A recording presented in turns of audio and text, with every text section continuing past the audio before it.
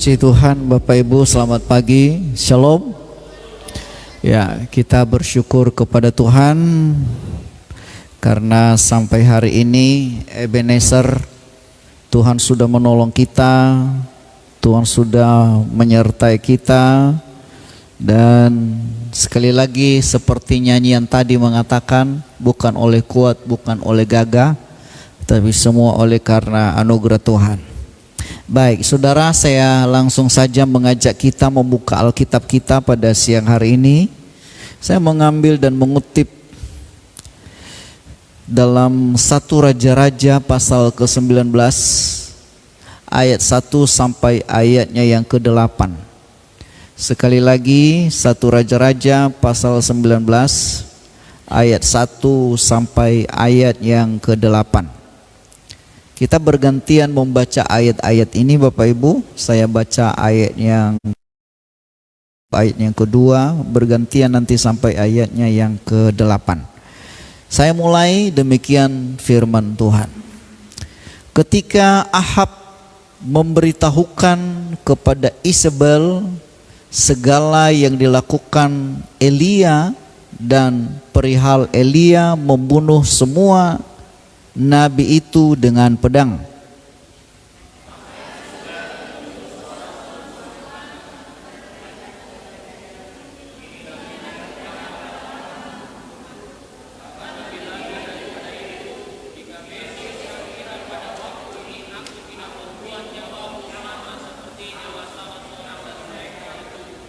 maka takutlah ia, lalu bangkit dan pergi menyelamatkan nyawanya.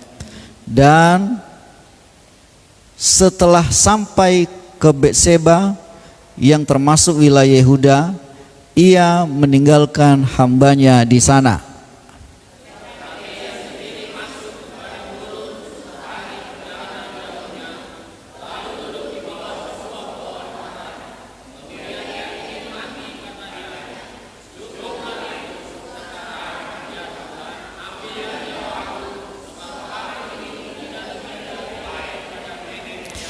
Sesudah itu ia berbaring dan tidur di bawah pohon arar itu, tetapi tiba-tiba seorang malaikat menyentuh dia serta berkata kepadanya, bangunlah, makanlah. Ayat 6.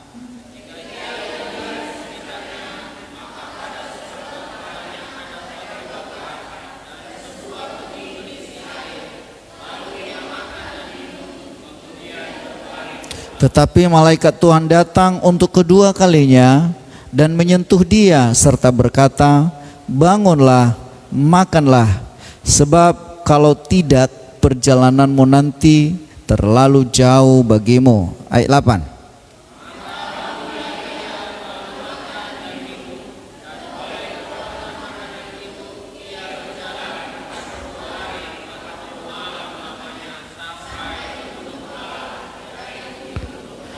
Haleluya, puji Tuhan. Demikian jauhnya pembacaan firman Tuhan, dan diberkatilah mereka yang membaca, merenungkannya dan melakukannya dalam kehidupan mereka setiap hari. Katakan amin. Puji Tuhan.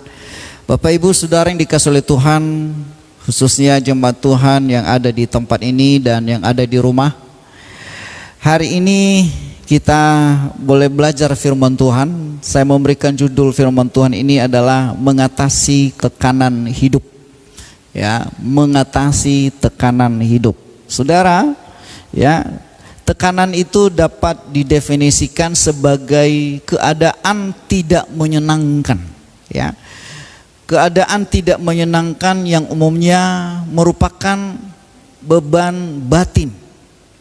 Nah, kalau menurut KBBI, tekanan itu artinya tertindih, ya, atau terlindas, atau bertumpu pada desakan yang kuat, atau bertitik berat.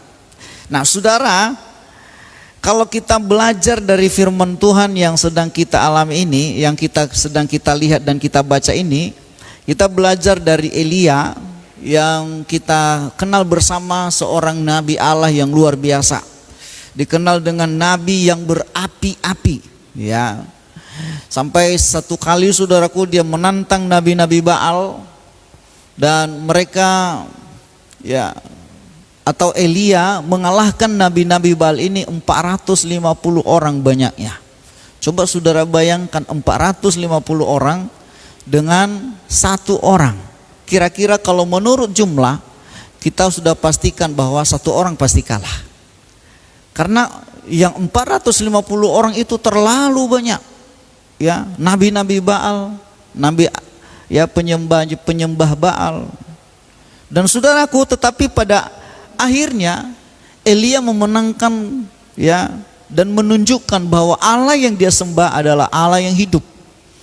Ya. Tetapi seiring dengan berjalannya waktu, saudaraku, ada sampai berita ke telinga Isabel, ratu atau istri dari raja Israel pada waktu itu yang bernama Ahab. Isabel ini memang adalah seorang ratu yang bengis. Isabel ini adalah seorang yang bisa dikatakan seorang ratu yang penyembahan berhala, ya, orang yang tidak mengenal kepada Allah. Dan saudaraku, akhirnya mendengar itu, saudaraku, ia marah. Ia berkata, apa katanya tadi? Beginilah kiranya para Allah menghukum aku. Bahkan lebih daripada itu, aku tidak membuat nyawanya sama seperti nyawa salah seorang dari mereka. Nah, setelah itu, saudaraku, setelah dia membunuh nabi-nabi Baal itu, saudara, dan apa yang terjadi? Kedengaranlah berita itu kepada Isabel, seorang ratu yang sangat bengis, istri raja Ahab, ya, yang tidak mengenal Tuhan, yang kerjanya hanya penyembahan Baal. Dan apa yang terjadi? Ia marah. Dia berkata kepada suruhan, beritakan, kasih tahu kepada Elia bahwa besok sama seperti pada hari ini, kalau tidak dia mati. Nah, kira-kira begitu kata kasarnya, saudaraku. Dia harus mati besok pada waktu yang sama seperti hari ini.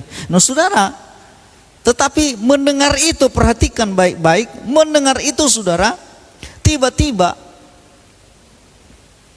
apa kata Elia? Dikatakan dalam ayat-ayat itu, ia menjadi takut dan seterusnya. Dia tertekan batin. Dia mengalami masalah yang begitu besar.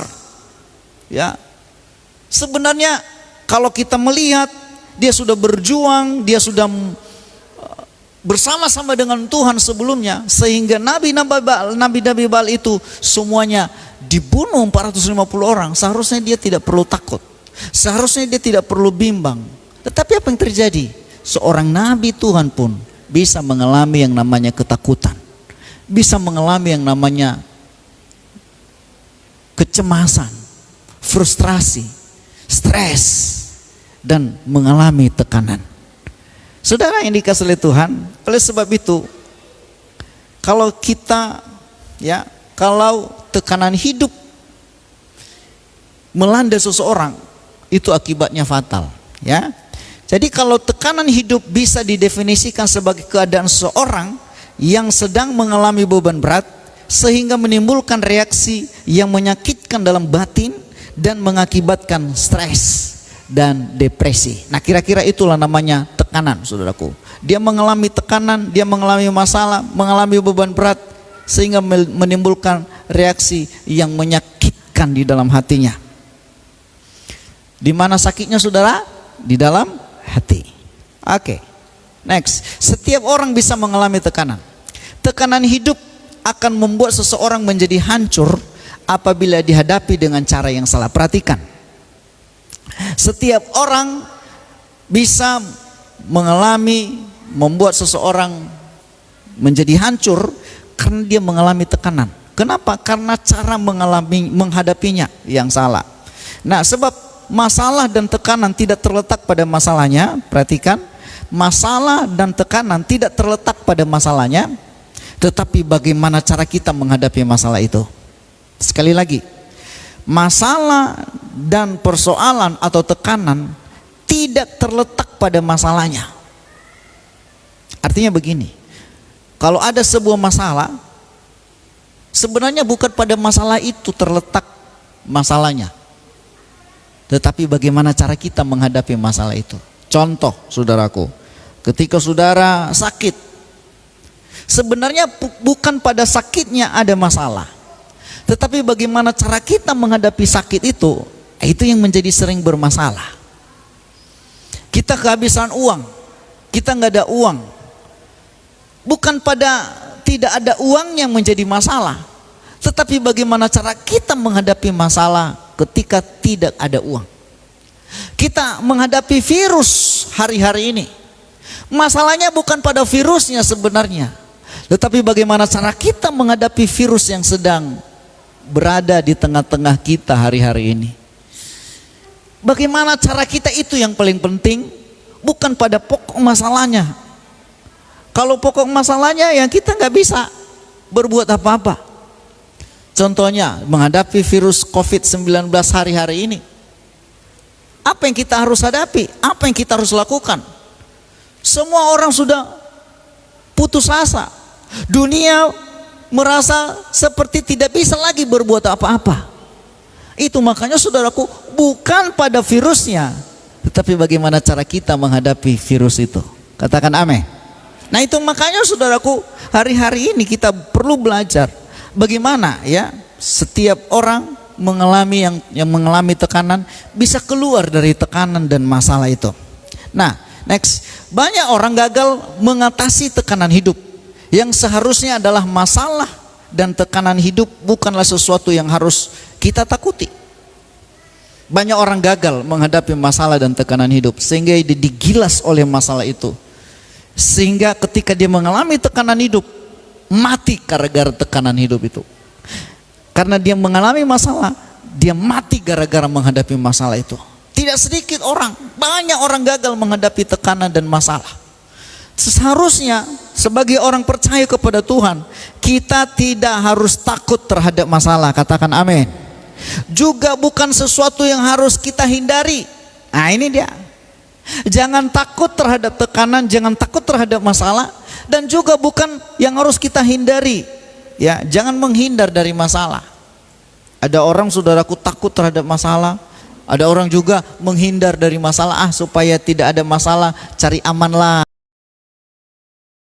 Tapi kalau itu jalan Tuhan, maka kita sebenarnya tidak perlu menghindar dari masalah. Katakan amin. Ya, kadang-kadang kita kan sering menghindar dari masalah. Supaya jangan ada masalah, kita buatlah begini, buatlah begitu. Padahal ada tujuan Tuhan kita menghadapi masalah itu. Ada tujuan Tuhan.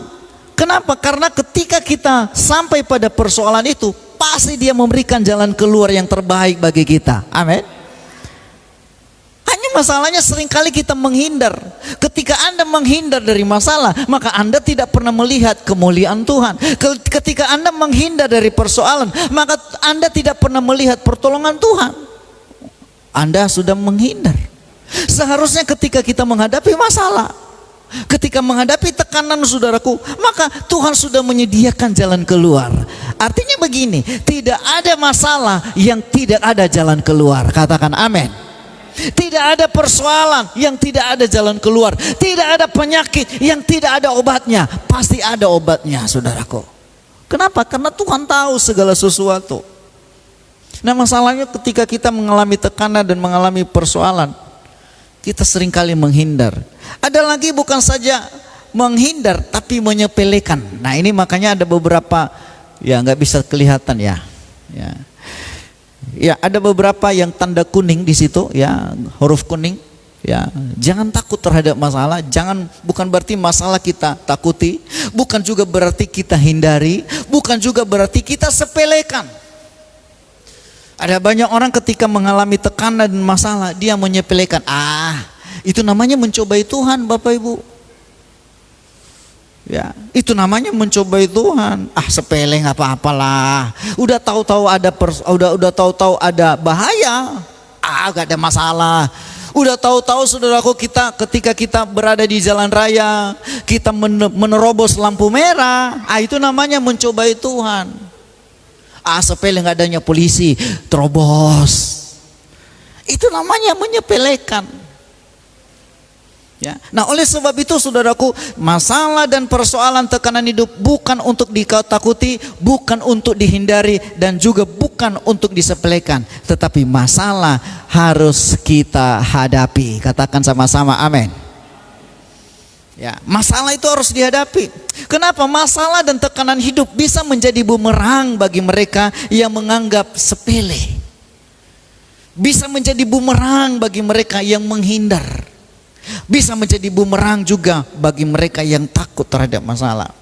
Nah, oleh sebab itu saudaraku, maka hari ini kita akan coba melihat bagaimana cara kita mengatasi masalah dan tekanan hidup. Setidaknya membantu kita hari-hari ini dalam menghadapi pandemi COVID-19 ini. Kenapa saudaraku? Ketika kita mengalami seperti ini, bukan hanya jemaat, bukan hanya pendeta, semua lapisan masyarakat mengalami dampak dari COVID-19 ini. Dan ada yang memprediksi saudaraku, mungkin katanya sih nanti bulan 6 akan stop. Tetapi saudaraku, dampaknya bukan hanya sampai bulan 6. Bisa saja 1 tahun, 2 tahun ke depan dampaknya itu akan terasa bagi seluruh lapisan masyarakat. Bagi negara kita, bagi bangsa kita, ya, di dunia apapun, di segala lapisan masyarakat, dari orang-orang hebat, orang-orang kaya sampai orang-orang susah, terasa akibatnya, dan bisa sampai 2 tahun terasa akibat daripada pandemi COVID-19 ini. Nah, oleh sebab itu bagaimana mengatasinya itu? Bagaimana cara kita mengatasi masalah-masalah yang seperti ini? Berikut ada beberapa hal yang akan saya bagikan. Yang pertama Bapak Ibu, yang pertama itu jangan takut. Kita baca ayatnya, ya. Dalam ayat yang ketiga, kita baca ayat yang ketiga sekali lagi. Ayo baca sama-sama. Sama-sama ayat yang ketiga. 1, 2, 3, ya. Maka takutlah ia, lalu bangkit dan pergi menyelamatkan nyawanya. Sampai di situ saja. Kita melihat di sini Bapak Ibu, Elia seorang nabi yang berapi-api, seorang nabi yang luar biasa dipakai oleh Tuhan. Bayangkan janda Sarfat datang, dia datangi oleh Nabi Elia, maka dikatakan di situ bahwa tepung dan minyak tidak pernah habis di rumah janda Sarfat. Luar biasa loh Bapak Ibu. Sampai tiba waktunya hujan turun, baru habis itu. Luar biasa mujizat Tuhan dikerjakan oleh Nabi Elia.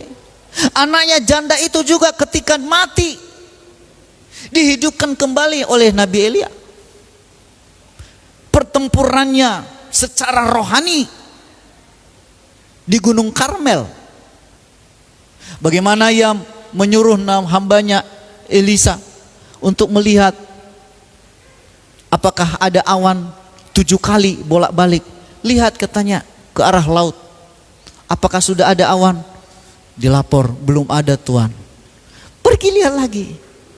Lapor lagi, belum ada tanda-tandanya Tuhan. Pergi lagi 7 kali. Dan akhirnya ketika pada kali yang ke-7, hamba Elisa berkata, sudah ada awan sebesar telapak tangan. Lalu dia bilang sama Ahab, segera pulang, karena dia akan kena hujan. Sudah bertahun-tahun mereka mengalami kekeringan. Tetapi ketika Elia berdoa, hujan turun, maka hujan turun. Ketika Elia berdoa, hujan tidak turun, hujan tidak turun. Manusia biasa, sama seperti saudara dan saya. Tidak ada bedanya. Kita makan nasi mungkin, ya mungkin dia makan gandum, ya kan? Ya mungkin dia hidup biasa ngomong seperti kita, ya sama seperti kita ini, sama-sama seperti manusia, sama kita di hadapan Tuhan. Tetapi ketika dia mengalami masalah ini saudaraku, ketika hanya Isabel menggertak dia saja, ingat, sampaikan kepada Elia, besok pada waktu yang sama aku akan buat dia sama seperti nabi-nabi Baal ini. Oh, ketakutan dia.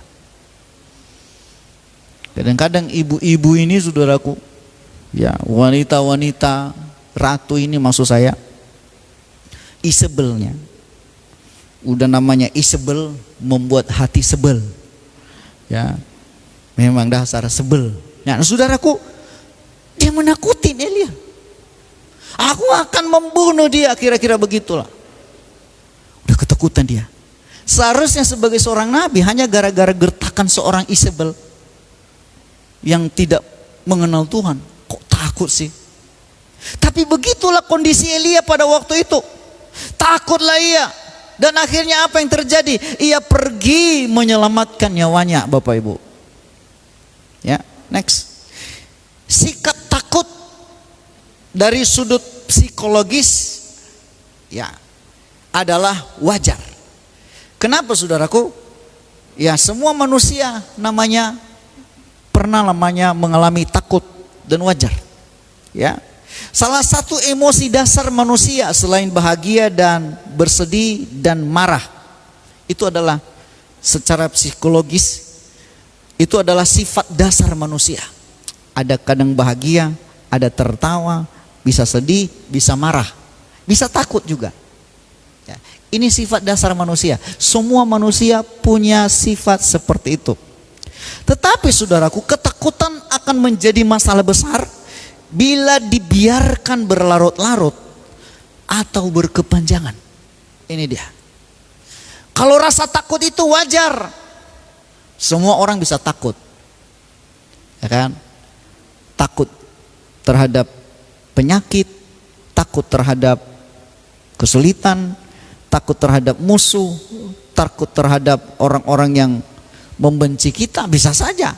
Tetapi kalau ketakutan itu dibiarkan berlarut-larut, saudaraku, ya, atau berkepanjangan, maka itu kita akan dikuasai oleh rasa takut. Bisa membunuh potensi-potensi kita, bisa membunuh kelebihan-kelebihan kita, saudaraku, dan dia bisa membunuh sukacita dan kesejahteraan kita. Oleh sebab itu jangan biarkan ketakutan menguasai hidup kita. Menguasai begini Bapak Ibu, menguasai itu ibarat seekor burung ketika lewat di atas kepala kita, itu wajar. Wah, lewat dia kan. Mungkin dia buang ya kotoran di atas kepala kita, itu namanya burung. Tapi jangan sampai burung itu bersarang. Bersarang artinya saudaraku membuat sarangnya di atas kepala kita, itulah namanya menguasai. Takut itu biasa, tapi jangan sampai ketakutan itu menguasai kita sehingga kita nggak bisa berbuat apa-apa lagi, kita nggak berani berbuat apa-apa lagi, kita nggak bisa berbuat apa-apa lagi dalam hidup ini, saudaraku. Kita hanya diam saja dan takut, gemetar, dan ada banyak orang-orang mati gara-gara takut ini. Dan akhir zaman mengatakan bahwa banyak orang mati karena ketakutan. Orang takut cenderung mengasihi dirinya sendiri. Perhatikan Elia ini. Dikatakan saudaraku bahwa Elia takut dan menyelamatkan nyawanya. Seandainya Yesus ada pada waktu itu, Yesus pasti menegur dia. Barang siapa mengasihi nyawanya. Nah, ini ada ayatnya. Barang siapa mempertahankan nyawanya akan kehilangan nyawanya. Dan barang siapa kehilangan nyawanya karena aku, ia akan memperolehnya. Saudara takut apa hari-hari ini? Takut kehilangan nyawa. Alkitab berkata, barang siapa mempertahankan nyawanya, ia akan kehilangan nyawanya. Nanti kalau saudara baca selanjutnya, Tuhan marah sama dia. Tapi kemarahannya tidak sampai membuat Elia terbunuh oleh kemarahan Tuhan. Tuhan marah, dia bawa ke atas gunung. Kalau perikop berikutnya nanti Allah menyatakan diri di gunung Horeb. Itu perikop berikutnya kan di Alkitab kita. Itu menunjukkan bahwa seakan-akan menunjukkan kepada Elia, kenapa kamu takut? Sampai Allah berkata kepada Elia, ngapain kau di sini Elia? Lalu ia menjawab, aku sekeras-kerasnya, segiat-giatnya bekerja, atau giat bekerja untuk Tuhan. Giat bekerja gimana? Dia bersembunyi di dalam gua. Giat bagaimana? Makanya ada gempa bumi, ada angin. Dalam ayat-ayat itu dikatakan bahwa ya ada gempa bumi, ada angin, ya. Kemudian gunung-gunung itu terbelah, ya, di dalam ayatnya yang ke-11 di situ. Maka Tuhan lalu angin besar yang kuat yang membelah gunung-gunung dan memecahkan bukit-bukit mendahului Tuhan, tetapi Tuhan tidak ada di sana. Tuhan marah. Kenapa dia menyelamatkan nyawanya? Orang yang takut, saudaraku, cenderung mengasihi dirinya. Orang yang takut cenderung mengasihi nyawanya.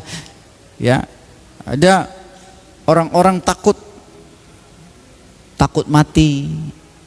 Justru orang yang takut mati akan duluan mati. Karena firman Tuhan berkata, apa yang kamu takutkan itu yang akan terjadi. Takut kita kekurangan, jadi kekurangan. Takut kita sakit, jadi sakit. Takut apa kita, saudaraku? Apa yang kita takuti itu akan yang terjadi. Kalau Elia di sini dia takut kehilangan nyawanya. Waduh, marah Tuhan sama dia. Kenapa kamu takut kehilangan nyawa?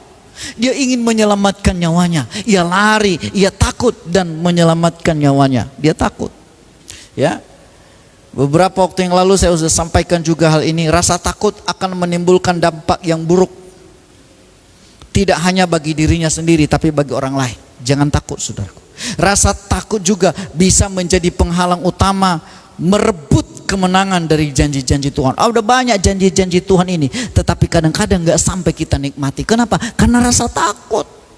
Rasa takut membuat orang mudah putus asa, kehilangan kendali, kehilangan semangat, dan pada akhirnya akan menyerah pada keadaan. Ya, rasa takut juga itu adalah salah satu senjata yang digunakan iblis untuk menghancurkan. Rasa takut juga akan menjadi musuh iman. Nah, oleh sebab itu, yang pertama, bagaimana cara kita menghadapi dan mengatasi tekanan? Jangan takut. Bilang sebelahnya, jangan takut. Haleluya. Amin, saudaraku. Nah, ada satu ayat next dalam Lukas 12 ayat 4. Next. Kita baca bersama-sama ayat ini. Saya harap bisa kebaca. 1, 2, 3, ya. Aku berkata kepadamu, hai sahabat-sahabatku, janganlah kamu takut terhadap mereka yang dapat membunuh tubuh dan kemudian tidak dapat berbuat apa-apa lagi. Kalau saudara baca ayat yang kelima, tetapi takutlah kepada Dia yang bisa memisahkan jiwa dan roh. Itu siapa? Tuhan. Kalau bisa membunuh tubuh, nggak usah takut. Kalau hanya membunuh tubuh ini karena tubuh ini fana. Penyakit bisa membunuh tubuh. Senjata bisa membunuh tubuh. Manusia bisa membunuh tubuh. Tapi takutlah kepada Dia. Kalau saudara baca ayat yang kelima, takutlah kepada Dia yang bisa memisahkan. Apa yang dipisahkan? Roh dan jiwa. Hari-hari ini sudah dikasih oleh Tuhan, saya mendorong jemaat Tuhan di tempat ini, janganlah terlalu takut berlebihan. Saudara, orang kerja di luar sana, makanya kadang-kadang saya berpikir begini, orang mau kerja cari duit nggak takut, tapi takut datang ke gereja, takut beribadah, takut memuji Tuhan. Ini udah mulai terkikis iman itu karena takut. Udah mulai tenggelam iman itu gara-gara takut. Wajar saja ketika kita menghadapi masalah seperti ini, situasi seperti ini. Pakailah COVID, cuci tangan, olahraga, vitamin diminum, istirahat yang cukup, berdoa yang banyak. Udah cukup. Ya, jaga jarak dengan teman. Lakukan itu udah cukup. Jangan sampai Anda tinggal dalam ketakutan. Jangan takut terhadap yang membunuh tubuh, saudaraku. Yang saya heran, saudaraku, ada orang pergi ke sana kemari cari duit kerja, tapi takut mau datang ke gereja. Emangnya di gereja ada sumber virus apa? Hari-hari ini bayi yang ada di rumah udah 1 bulan Mungkin Anda tidak bisa bergerak, tidak bisa berbuat apa-apa. Anda hanya menanti kapanlah corona ini berlalu. Saya mau katakan jangan takut terhadap itu. Masalah yang sebenarnya bukan pada masalahnya, tetapi cara kita menghadapi masalah itu. Tidak sedikit orang-orang berhasil. Kenapa? Mereka tidak memikirkan masalahnya, tapi mereka melihat ke depan. Orang yang takut kehilangan nyawa akan kehilangan nyawanya. Tapi orang yang siap, ya, kalau memang waktunya, puji Tuhan, cepat-cepat kita datang sampai kepada Tuhan. Ini lagu-lagu yang dinyanyikan tadi itu semua, itu ada beberapa lagu itu adalah hasil ciptaan dari seorang hamba Tuhan, Pendeta J.E. Awondatu, yang baru 2-3 hari yang lalu dia meninggal. Seorang pimpinan sekolah Alkitab di Cianjur, seorang pimpinan organisasi juga GPDI, seorang hamba Tuhan yang rendah hati, seorang yang multi talent. Wah, semua musik bisa dia. Saksofon, alat tiup, musik gesek, musik nabuh, ya apa saja dia tahu. Dan seorang hamba Tuhan yang rendah hati, dia pencipta lagu, dia multi talent. Salah satu figur teladan bagi kami hamba-hamba Tuhan yang masih muda adalah Pendeta J.E. Awondatu ini. Kaset-kasetnya sudah beredar. Dia yang menciptakan lagu El Shaddai. Kalau saudara suka nyanyi El Shaddai, itu ciptaannya. Indah rencanamu Tuhan, nah itu ciptaannya. Tuhan Yesus setia, itu ciptaannya. Semua lagu-lagu yang tadi itu adalah ciptaannya. Dia seorang hamba Tuhan yang rendah hati dan takut akan Tuhan. Sekarang dia udah sampai di sorga. Semua orang, seluruh dunia, yang khususnya GPDI, karena GPDI ini ada di luar negeri, mereka mengucapkan selamat jalan Om, engkau sudah sampai di Yerusalem baru. Indah, senang ketika kita berjumpa dengan Tuhan. Di sana nggak ada air mata, di sana nggak ada penderitaan, nggak ada ketakutan di sana. Lalu kalau kesananya tujuan lebih indah dari dunia ini, ngapain kita takut pergi ke tempat yang indah? Amin saudara. Nah itu sebabnya Bapak Ibu Saudara, masalahnya banyak orang cinta kepada dirinya, sayang kepada dunia ini. Ingat baik-baik, istri Lot. Kenapa istri Lot? Ketika dia menoleh ke belakang, padahal sudah di tengah jalan, ayo lari, jangan menoleh ke belakang, kata malaikat. Begitu sampai di tengah jalan, ia menoleh ke belakang. Menoleh ke belakang itu artinya apa? Dia rasa sayang kepada hartanya yang dia tinggalkan. Dia rasa sayang kepada harta yang dia perjuangkan selama ini. Makanya kalau kita cari harta, jangan sampai kita mau mati nanti menyesal kita meninggalkan harta kita. Carilah secukupnya. Yang penting menikmati. Katakan amin. Ada orang tidak bisa menikmati hartanya. Dia hanya mengumpulkan, kerja, kumpul orang lain yang menikmati. Saudara pilih yang mana Bapak Ibu? Saudara kerja, dapat duit banyak, orang lain yang menikmati atau Anda yang menikmati? Sampai dia tahan-tahan saudaraku. Ada satu orang yang kirim itu cara mengatasi ya kekurangan katanya. Dia celup ikan asin saudaraku. Dia cium-cium. Oh ini penting makan. Dia cium rasa ikan. Ada lagi yang pernah saya dengar saudara. Ya. Itu ikan dicelup ketika dimasak. Udah. Begitu selesai masak, diangkatnya, digantung lagi. Besok lagi mau masak, dicelup ikannya, rasa ikan. Padahal uangnya banyak. Begitu dia meninggal, dibukalah kasurnya. Di bawah kasurnya itu semua duit. Dia punya pohon kelapa banyak, dia punya ladang luas, tapi gak pernah menikmati. Pelit untuk dirinya sendiri. Hidup ini adalah untuk dinikmati, bukan untuk disiksa. Bapak Ibu katakan amin. Jangan sampai kita hanya menyiksa diri untuk memperoleh sesuatu. Ketika engkau udah peroleh nanti, engkau sayang terhadap harta itu. Hatimu cenderung terpikat oleh harta itu. Ketika istri Lot melihat ke belakang, aduh, kasihan dia, hartaku yang ku cari selama ini. Sayang diri. Itulah kecenderungan manusia. Orang bisa takut karena dia rasa sayang diri.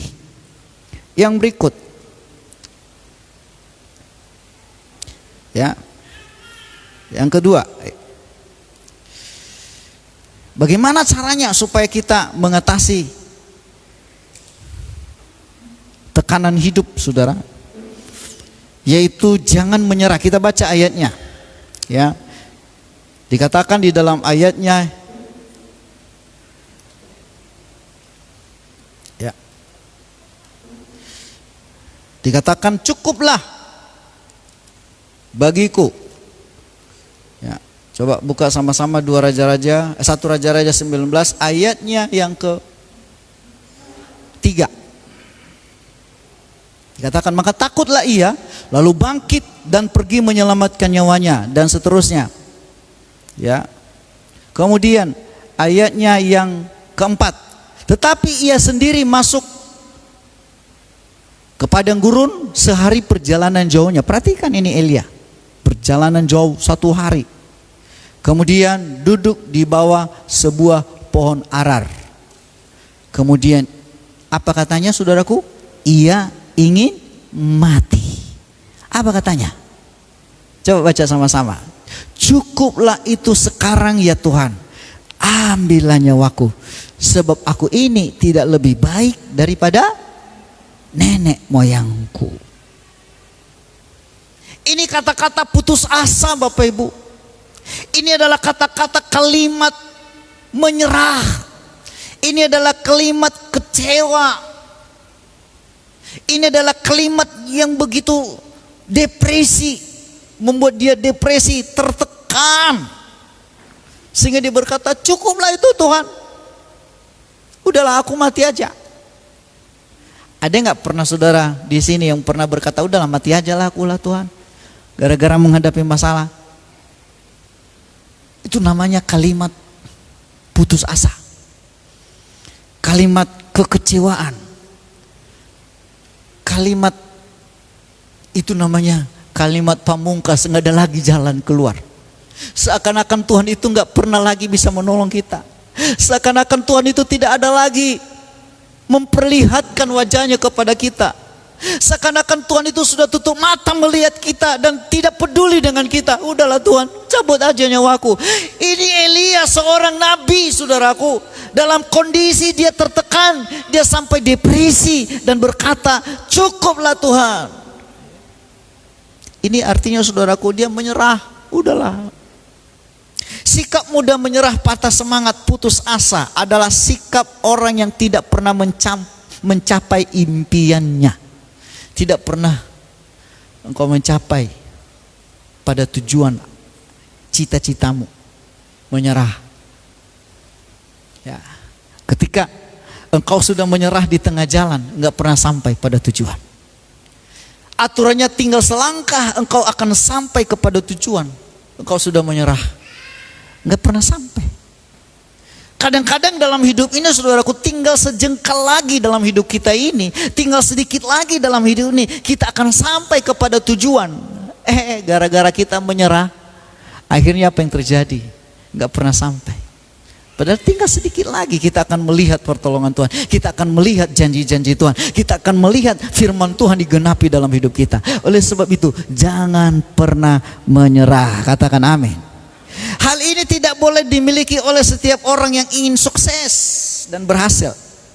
Karena sifat demikian adalah hambatan bagi sebuah kesuksesan. Perhatikan orang-orang yang sukses hari-hari ini. Dimulai dari nol. Awalnya mereka susah, miskin. Ya. Saudara, kalau saudara buka YouTube, ada kesaksian Pak Andi Noya, seorang pembawa acara Kick Andy. Dimulai dengan hidup yang sederhana. Dia berasal dari keluarga yang miskin. Ditinggal oleh orang tuanya mulai dari kecil.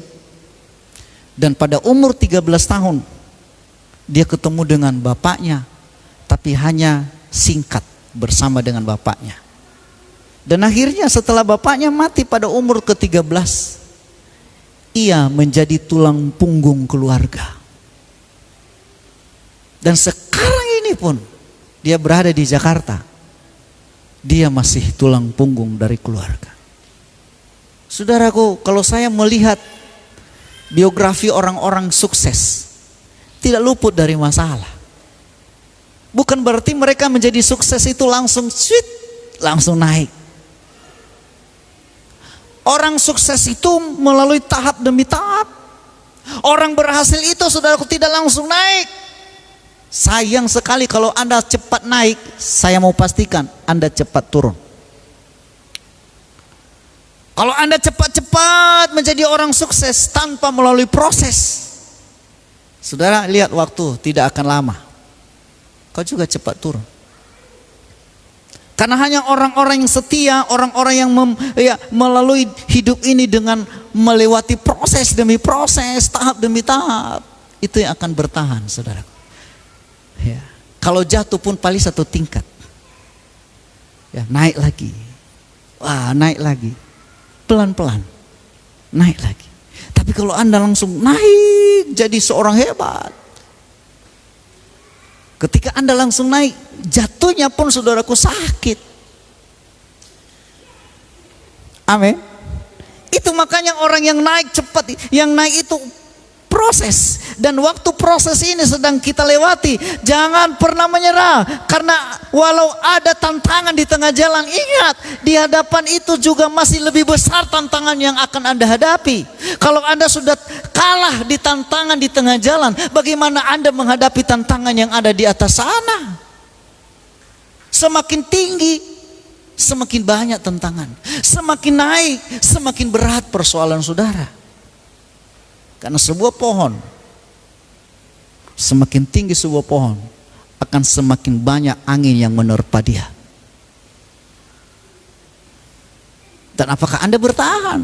Kalau tidak menancapkan akar-akarnya ke bawah, itu segera tumbang. Makanya, saudaraku, biarlah akar kita menancap. Sedikit demi sedikit kita naik, naik, naik, naik, dan naik. Alami naiknya, bukan dipaksa, bukan instan. Ya, orang-orang sukses itu tidak pernah menyerah. Orang-orang yang berhasil dalam hidupnya tidak pernah menyerah dan tidak kenal namanya kata menyerah. Saya mendidik anak-anak saya sebenarnya ingin mereka supaya jangan kenal menyerah. Enggak ada jalan keluar, cari solusi. Pepatah saja mengatakan ada banyak jalan ke Roma. Kalau ditutup jalan di sini, ada jalan yang lain. Tutup jalan di sini, masih banyak lagi jalan yang lain.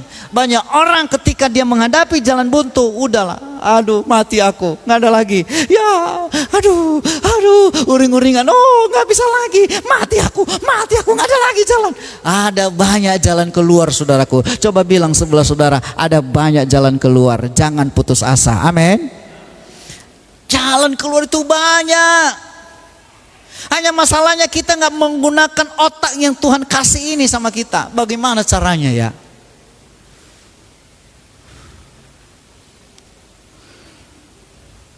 Kita hanya menyerah pada situasi. Kalau ada yang memungkinkan bisa berhasil, ya puji Tuhan. Kalau tidak, ya beginilah. Ya. Orang yang sukses adalah orang yang punya mimpi besar. Next.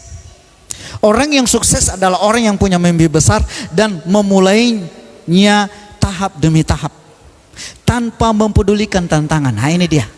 Tanpa mempedulikan hambatan, ya, tanpa mempedulikan ya hal-hal yang menghalangi, saudaraku. Tetapi dia bertekun, gigih, dan tidak mudah mengeluh. Wah. Coba kalau saudara tanam cabai, ya. Masih sementara bertumbuh, ini cabai nggak ada buahnya, potong aja. Akhirnya nggak dapat buah, menyerah. Tapi coba tanam cabai, belum ada buah, kasih pupuk, ya. Masih belum berbuah, kasih pupuk kandang lebih lagi, dirawat dia baik-baik. Pasti suatu saat dia pasti akan berbuah. Jangan mudah putus asa. Baru muncul sedikit 1, 2, 3 helai daun, lalu saudara berkata, ini cabai nggak berbuah, ini cabai tidak menghasilkan, potong saja. Waduh, habislah. Usaha baru Anda mulai, ini kayaknya ini nggak cocok aku jadi berusaha seperti ini. Kenapa nggak ada pelanggan, nggak ada konsumen? Ya udah, habis. Kalau Anda sudah gagal di tengah jalan, bagaimana Anda menghadapi? Karena di depan sana lebih banyak lagi masalah, lebih banyak tantangan, saudaraku. Nah, orang sukses itu tidak mempedulikan itu semuanya. Ia menjadi seorang yang bertekun, gigih, dan tidak mudah mengeluh. Masalahnya banyak orang mengeluh. Aduh. Mulai hari ini Bapak Ibu, saudara yang ada di rumah, jangan biasakan hidup mengeluh. Katakan amin. Jangan mengeluh, sikit-sikit mengeluh, sikit-sikit mengeluh. Ya. Mengeluh kok sikit-sikit. Ya kan? Ada Norman Vincent, seorang hamba Tuhan di Amerika, berkata begini. Kita baca apa komentarnya. Ini ada di atas. Kehebatan. 1, 2, 3. Ya, kehebatan seseorang tidak terletak pada saat mereka menghadapi hal-hal yang baik, tetapi saat mereka menghadapi hal-hal yang buruk dan kegagalan yang melanda mereka. Orang hebat itu bukan seketika semua lancar, baik, tanpa hambatan. Oh, semua lancar. Ya, berkat lancar, kesehatan lancar. Wah, aman-aman saja. Rasanya saudaraku nggak ada hambatan, nggak ada masalah. Saya mau katakan, dan hamba Tuhan ini mengatakan, orang yang hebat itu tidak terletak pada saat mereka menghadapi hal-hal yang baik-baik saja. Tapi pada waktu mereka menghadapi hal-hal yang buruk, waktu ada sakit, waktu ada kegagalan, waktu ada masalah, waktu ada pencobaan, apakah kita masih tetap berdiri atau mati tertekan gara-gara masalah? Pandemi COVID-19 ini merupakan ujian bagi kita, saringan bagi kita, filter bagi kita. Apakah kita tetap berdiri sebagai anak Tuhan atau sebagai pengecut? Apakah kita berdiri sebagai seorang yang beriman kepada Tuhan, atau kita mati gara-gara masalah ini? Dan saya berani berkata bahwa tidak sedikit orang bisa meninggalkan imannya gara-gara tekanan. Meninggalkan Yesus, bye-bye Yesus. Gara-gara apa? Jabatan, pekerjaan. Gara-gara apa? Gara-gara pasangan hidup. Gara-gara apa? Gara-gara uang, harta. Tidak sedikit orang meninggalkan Tuhan. Sama ajanya itu Pak Pendeta. Sudah nih kasih Tuhan, kenapa? Masalah, kesulitan menjadi tekanan bagi mereka, sehingga mereka tidak bisa bergerak. Mati karena masalah. Sikap tidak mudah menyerah hanya ada pada orang yang bermental baja, dan bukan pada orang bermental kaca. Beda dong. Mental baja itu diapain pun tetap baja dia. Kaca dilempar sedikit, hancur, pecah, berkeping-keping. Saudara punya mental apa? Mental baja atau mental kaca? Ya, itu tergantung kepada saudara. Menghadapi masalah, menghadapi persoalan hidup. Kalau Anda punya mental baja, udah kebal masalah. Kalau bisa pun masalah datanglah. Seperti lagu minggu lalu. Mungkin masih ingat lagu minggu lalu. Ujilah Apa katanya? Ujilah aku Tuhan. Berani betul-betul menghayati lagu itu. Jangan hanya nyanyi saja. Uji aku Tuhan. Enak memang kedengarannya, tapi waktu kita menyanyikan itu adalah sebuah nasar loh. Makanya ketika Anda menyanyikan ujilah aku Tuhan, siap-siaplah, habis itu Anda akan diuji. Siap diuji enggak? Jangan hanya nyanyi. Nah, orang yang punya mental baja, dia berkata uji aku Tuhan. Cobalah aku Tuhan. Wow, mencobai Tuhan.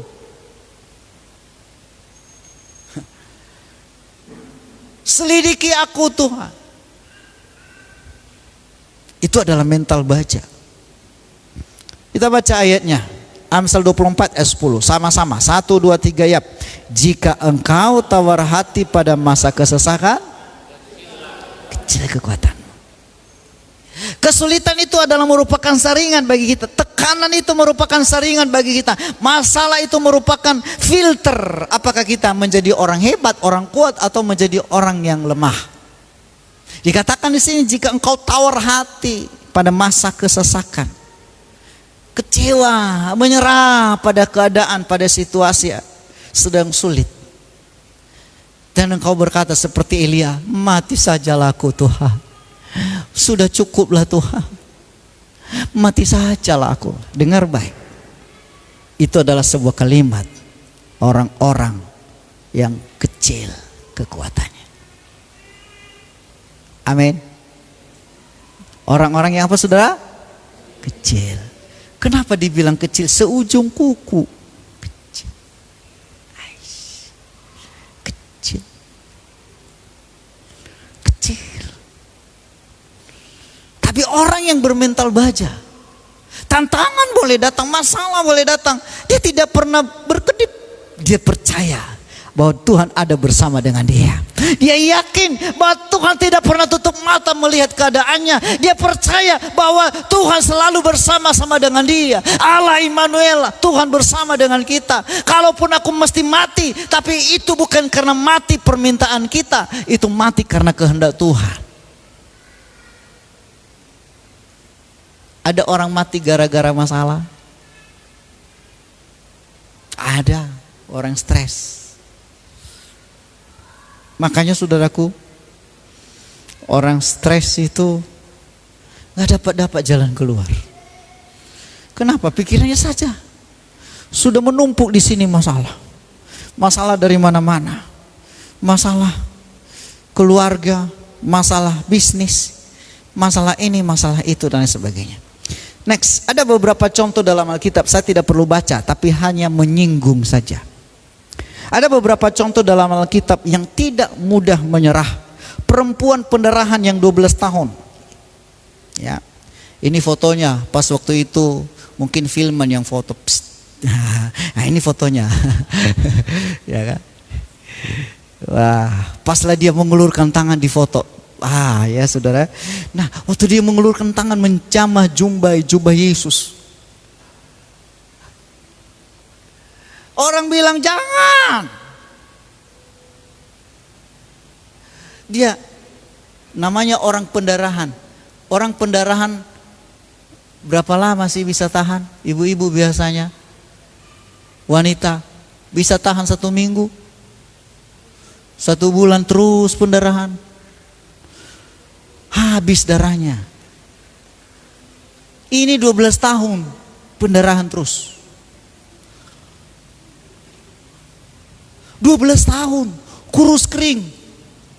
Dan biasanya orang pendarahan diasingkan. Tetapi apa yang terjadi? Walaupun dia diasingkan, saudaraku, harusnya dia ini dikarantina. Kenapa memang dia harus dikarantina ini? Orang pendarahan dikarantina itu.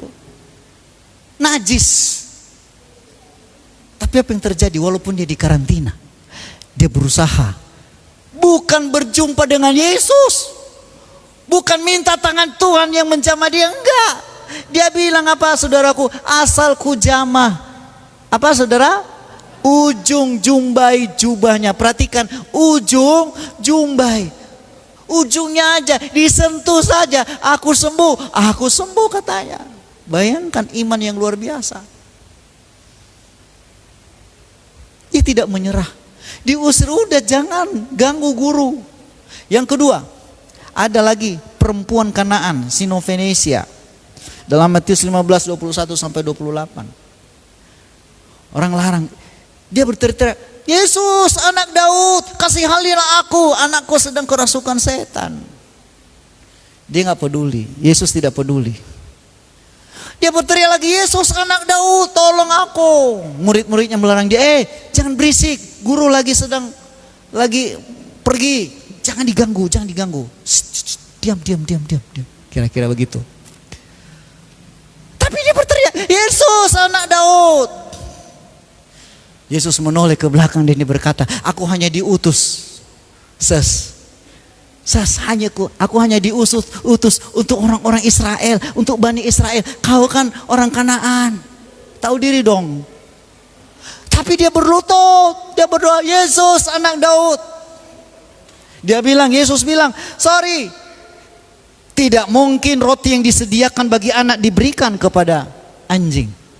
Saudara kasih Tuhan. Tapi ketika dia dengar begitu, dia semakin mendekat. Tidak menyerah, semakin mendekat. Dan dia akhirnya, Yesus bilang, besar imanmu, jadilah kepadamu seperti yang kau kehendaki. Dan saat itu juga, seketika itu juga, anaknya di rumah sembuh. Amin saudara. Kenapa bisa? Karena dia tidak mau menyerah. Masalah, tantangan, persoalan bisa datang Bapak Ibu, tapi jangan menyerah dalam hidup ini. Pastikan dalam hidup ini suatu saat ada jalan keluar. Katakan amin. COVID-19 ini segera berlalu kok. Pasti. Kita tidak akan kalah dengan ini semua. Tapi yang penting jangan menyerah dulu. Jangan berkata, aduh gara-gara si corona. Makanya waktu hari-hari ini ada anak-anak lahir, dikasihlah namanya macam-macam. Ada COVID apalah, kemarin saya pernah baca nama anak-anak semuanya. Coronius, yang laki-laki, Aprikrono, macam-macam lah. Ya. Kalau dia lahir di bulan Maret, dikasih Maretnya. Nah, jadi sehubungan dengan corona, jadi Maret Coronius. Kan cocok. Marga apalah gitu ya.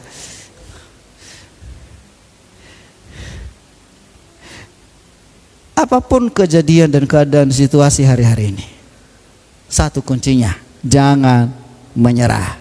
Amin. Jangan menyerah. Yang ketiga, next.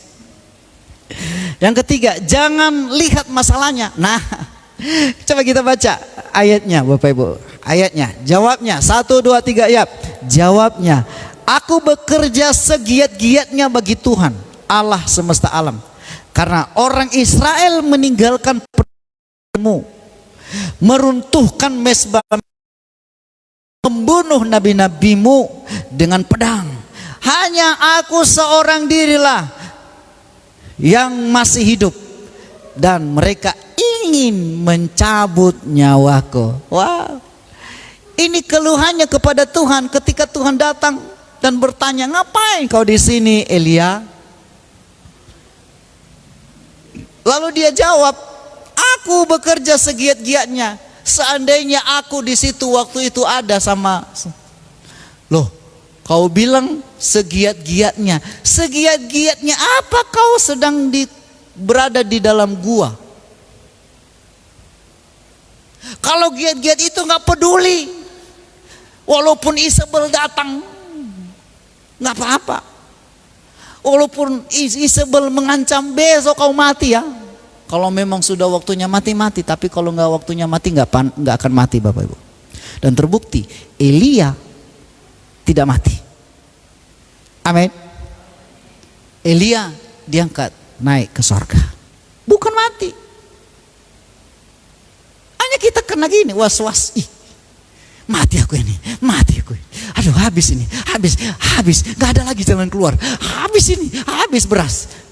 Ada yang habis beras? Kalau ada unjuk tangan, biar dikasih berasnya.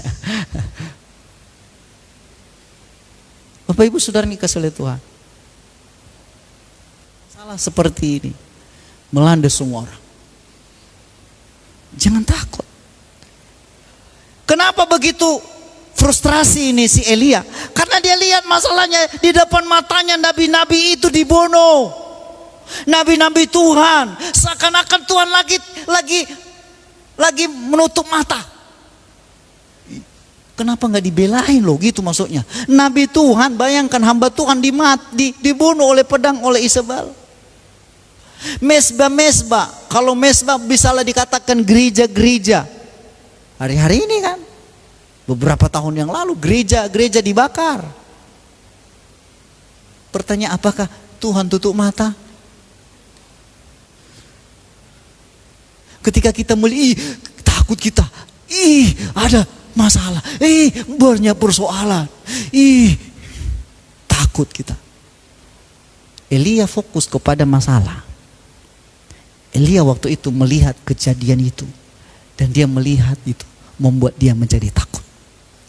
Saudara yang dikasihi oleh Tuhan, ketika engkau menghadapi masalah, jangan lihat masalahnya. Kalau engkau fokus kepada masalahnya, engkau tidak pernah menemukan jalan keluarnya. Amin. Tapi lihat bagaimana jalan keluarnya. Jangan fokus kepada masalahnya. Apa masalah saudara hari-hari ini? Sakitkah? Jangan fokus kepada penyakit. Masalah ekonomi kah? Jangan fokus kepada masalah itu. Masalah dalam keluarga kah? Jangan fokus kepada masalah itu. Tapi fokus di balik persoalan itu. Apa rencana Tuhan? Amin. Rencana Tuhan adalah rencana yang baik, bukan rencana kecelakaan, saudaraku. Ya. Nabi Elia melihat kondisi dan situasi yang tidak nyaman waktu itu, sehingga ia mengeluh kepada Tuhan dan ia merasa sendirian. Sementara nabi-nabi yang lain sudah dibunuh. Dia merasa kesepian. Gak ada lagi kawan. Semua pada meninggalkan aku. Jangan pernah bilang gak ada kawan. Ada sahabat sejati kita, Yesus Kristus. Orang bisa meninggalkan kita, sahabat kita bisa meninggalkan kita, orang-orang yang kita perhatikan selama ini bisa saja melupakan kita. Bahkan orang-orang yang kita pernah berbuat baik bisa saja melupakan kita. Ingat, Anda berbuat baik sama siapa? Sama Tuhan kah atau sama orang? Kalau Anda berbuat baik sama manusia, Anda tidak beroleh upah apa-apa. Tapi ketika Anda berbuat baik dan melakukan semuanya itu untuk Tuhan, yakinlah Tuhan tidak tutup mata menolong saudara. Dia akan memberi jalan keluar kepada saudara. Amin saudara. Itu makanya dalam hidup ini saudaraku, yang penting santai aja lah. Lakukan bagian kita dan berdoa. Jangan bersungut-sungut, jangan mengeluh. Jangan mengeluh. Ada sebuah ilustrasi di sebuah desa. Ada seorang tua yang miskin, yang kerjanya mengumpulkan kayu dari hutan dan dijual ke pasar. Saudara, suatu saat dia memiliki harta satu-satunya adalah seekor kuda. Kuda ini mengantar kayu-kayu yang dia cari dari hutan, kemudian dia jual ke pasar. Sama seperti biasanya saudaraku, satu kali ia mencari kayu dan kudanya dibiarkan ikut sama dia. Dia sedang berada di situ. Tapi tiba-tiba saudaraku, sementara bapak tua ini mengumpulkan kayu, ya, tiba-tiba dia tengok, loh, mana kudanya? Dia cari kudanya, nggak ada kudanya. Aduh.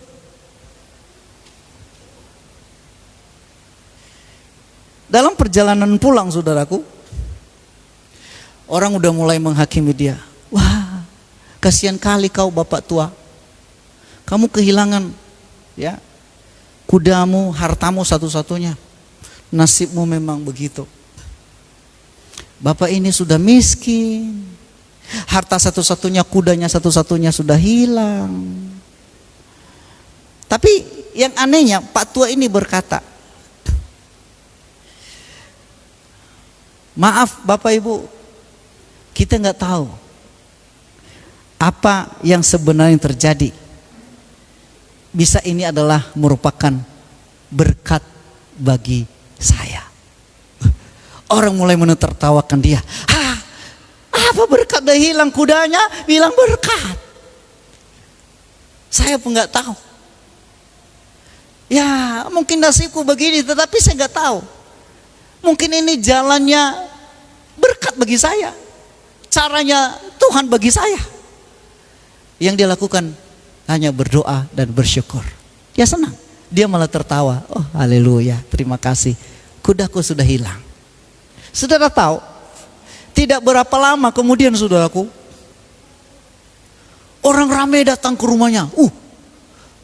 Pak tua, itu kudamu udah datang, udah balik. Dan saudara tahu, kudanya bukan hanya sendirian. Dia bawa kuda-kuda liar dari hutan sana, saudaraku. Ramailah mereka. Ternyata ini adalah kuda jantan yang dia bawa, kuda betina. Yang dia bawa adalah kuda-kuda jantan semua. Akhirnya saudaraku, ramailah kuda bapak tua ini. Dan dia berkata, nah inilah buktinya, Tuhan punya rencana supaya kudaku lebih banyak. Masalah sama seperti itu. Ketika engkau kehilangan sesuatu, kadang-kadang kita fokus, aku kehilangan ini, aku punya masalah begini, aku punya sakit penyakit, aku punya begini, aku punya persoalan hidup begini. Kita nggak tahu rencana Tuhan di balik itu. Itu makanya seperti bapak tua ini, dia tidak fokus kepada kehilangan kudanya. Dia fokus, dia berkata bahwa ada berkat bagi saya di balik ini semuanya. Kalau orang-orang yang optimis tidak pernah melihat masalah. Orang-orang yang optimis selalu melihat berkat di balik masalah. Katakan sama-sama amin. Elia melihat apa saudaraku? Dia tidak melihat itu. Dia melihat masalahnya. Aku sendiri Tuhan. Aku sendiri. Tinggal saya, nabimu. Makanya aku menyelamatkan diri di gua ini. Menyelamatkan diri di gua pula. Ya. Dan mereka mau mencabut nyawaku. Next. Ketika kita melihat masalah dan tekanan, maka akan menimbulkan respon negatif. Mematahkan semangat, menghilangkan gairah, dan membunuh iman kita kepada Tuhan. Itu makanya jangan lihat masalah. Kita harus berani berkata bahwa sebesar apapun masalah dan tekanan hidup, maka Tuhanku lebih besar. Amin. Sebesar apapun persoalan yang saya hadapi, seberat apapun penyakit yang saya hadapi, seberat apapun persoalan saya, maka Tuhanku lebih besar dari persoalanku. Itu harusnya kita katakan, bukan mengeluh dan bukan menyerah, dan jangan lihat masalahnya. Anak muda, ini tantangan bagi saudara. Kalau kami yang ya puji Tuhan, pasti ada juga masa depan. Tapi anak muda khususnya, hari-hari ini engkau diperhadapkan ke keadaan sebuah pertanyaan besar. Apa yang akan terjadi ke depan? Jangan pernah takut. Jangan lihat masalahnya. Jangan lihat persoalannya. Tapi lihat Tuhan. Tuhan adalah masa depanku. Yesus adalah masa depanku. Kristus sudah mati bagi saya. Masakan dia tidak akan memperlengkapi dan memenuhi segala keperluanku? Dia saja rela memberikan dirinya di atas kayu salib. Maka kebutuhan kita juga pasti dipenuhi oleh Tuhan. Katakan amin. Andalkan Tuhan dalam hidup kita. Seberat apapun masalah, next, masalah dan tekanan yang kita hadapi, yakinlah bahwa Tuhan tidak pernah meluaskan semuanya itu dan Anda sendirian. Ia tetap bersama dengan saudara. Jadi saudaraku, jangan takut, jangan menyerah. Dan saudara jangan lihat persoalannya. Lihat Kristus di balik persoalan saudara. Lihat Kristus di balik tekanan yang engkau hadapi. Tekanan bisa datang, tetapi jangan pernah mundur. Maju terus bersama dengan Tuhan. Karena Allah Immanuel ada bersama-sama dengan kita. Haleluya. Tuhan Yesus memberkati kita. Mari kita berdiri semua saudaraku. Baik saudara yang ada di rumah, percayalah bahwa Anda tidak sendirian. Jangan seperti Elia, dia merasa sendirian. Apakah dia lupa bahwa Tuhan ada bersama dengan dia? Dia sampai ke gunung manapun, dia bersembunyi di manapun, Tuhan ada bersama dengan Elia. Pertanyaan saya, apakah dia lupa semuanya itu? Saudaraku yang dikasih oleh Tuhan, saya mau katakan, ketika kita takut, seringkali kita lupa firman Tuhan. Ketika kita menyerah, lupa firman Tuhan. Bahwa firman Tuhan itu sebenarnya menjamin keadaan kita. Haleluya.